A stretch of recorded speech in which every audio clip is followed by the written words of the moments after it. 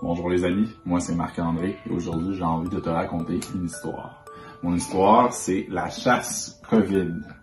La chasse COVID, mais c'est une histoire qui se passe à Belleuil, dans une petite maison près de la rue Bernard-Pilon. Puis l'histoire suit une petite fille qui s'appelle Juliette, qui comme toi, elle s'ennuie Juliette, parce que Juliette, elle est confinée. Ça veut dire qu'elle ne peut pas sortir de sa maison parce que il y a une maladie dans les rues. Le coronavirus. Fait que Juliette, à chaque jour, depuis presque un mois maintenant, elle joue avec ses Barbies, elle joue avec ses Legos, elle va jouer à l'extérieur avec son soccer. Parfois, elle va même voir son grand frère pour qu'il lui vienne jouer avec elle, mais il veut pas, il veut juste jouer aux jeux vidéo.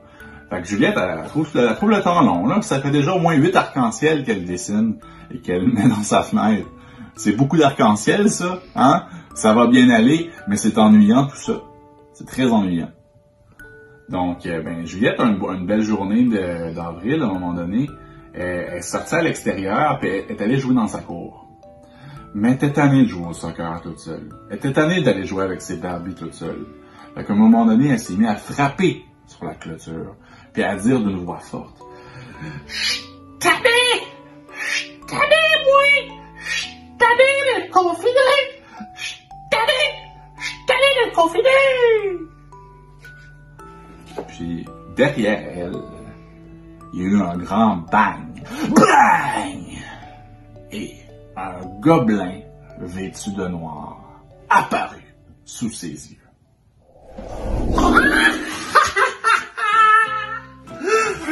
Bonjour Juliette, moi je suis le gobelin du coronavirus. Je viens te voir aujourd'hui pour te proposer que d'un claquement de doigts, je puisse te transporter voir tes amis, comme par magie. Pouf! Lorsque tu seras avec tes amis, tu ne pourras pas tomber malade, car tu seras protégé par ma magie. Mais si tu ne reviens pas à la maison à temps, avant le début du souper, je vais voler tous tes jouets et je vais les vendre sur Internet. Acceptes-tu mon marché? Tu acceptes mon marché, Juliette? Est-ce que tu me serres la main? D'accord. À la bim, à la boum, je te transporte comme par magie chez tes amis. Tout d'un coup, grâce à la magie du gobelin, Juliette fut transportée de sa maison à la maison de sa meilleure amie Magali. Elle apparut dans la chambre de Magali, devant elle, et elle lui dit « Magali, grâce à la magie du gobelin, je peux maintenant jouer avec toi jusqu'à l'heure du souper. » Les deux petites filles jouèrent ensemble, mais elles ne virent pas le temps passer. Hein? Ils eurent du plaisir à jouer au Barbie, à jouer à la plastine, à faire des dessins, à se conter toutes sortes d'histoires. Mais, à un moment donné, la voix de la maman de Magali se fit entendre. « Magali, le souper est prêt! » Juliette réalisa qu'elle avait dépassé le moment où elle devait revenir chez elle. Pris de panique, craignant de perdre tous ses jouets, elle appela sa maman, qui vint la chercher en vitesse et la ramena à la maison. Juliette entra dans sa chambre, vit que tous ses jouets avaient disparu. Alla dans sa salle de jeu, vit que même ses Polly Pocket étaient disparus. Alla dans la cour arrière et vit que son ballon de soccer n'était plus.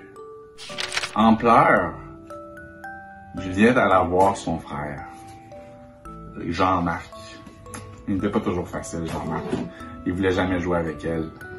Mais là, elle avait besoin de son grand frère, parce qu'elle avait perdu tous ses jouets à cause de la magie du gobelin. Elle alla voir son grand frère qui lui dit « Mais c'est pas grave, ma grande, parce que moi aussi j'en ai des jouets. Hein? M'a dépassé. » Alors, jusqu'à la fin du confinement, Juliette jouait avec son frère Jean-Marc. Même si elle avait moins de jouets, parce que le gobelin lui avait dérobé tous ses jouets, lui avait volé tous ses jouets. Juliette, elle s'amusa quand même, parce qu'elle était avec son frère. Puis lorsqu'on s'ennuie, c'est toujours mieux de s'ennuyer avec de la famille, parce qu'eux, ils ont toujours le moyen de nous faire sourire.